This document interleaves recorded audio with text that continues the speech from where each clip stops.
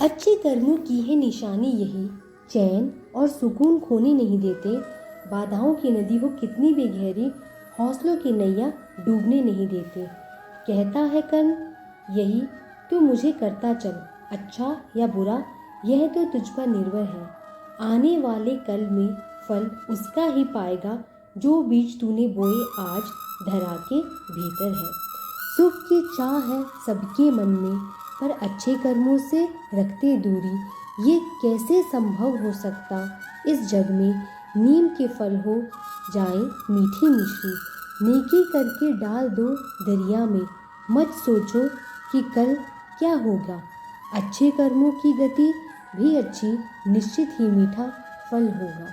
किनारे पर बैठकर भी वो डरते हैं, हृदय जिनके बुरे भाव से भरे हैं।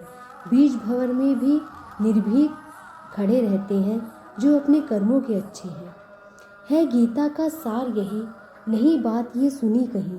बुरे कर्म का फल दुखदाई, और अच्छे का फल अच्छाई। मनुष्य जैसा लेता है आहार, वैसे ही बन जाते हैं उसके विचार। सफलता उसी व्यक्ति को मिलती है, जिसका स्वयं की इंद्रियों पर हो पूरा कंट्रोल।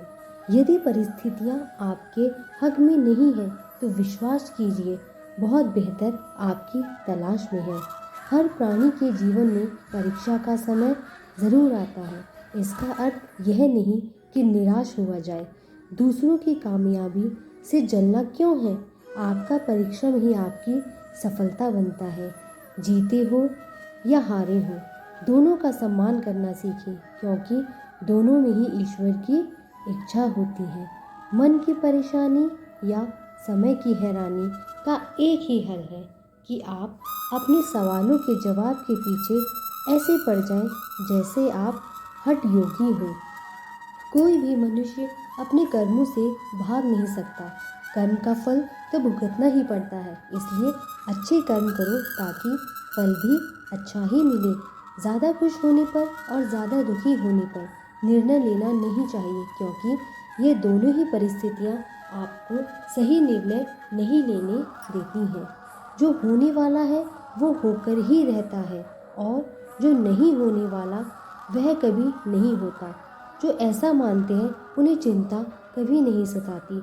सही कर्म वह नहीं है जिसके परिणाम हमेशा सही हो, बल्कि सही कर्म वह है जिसका उद्देश्य कभी भी गलत ना हो।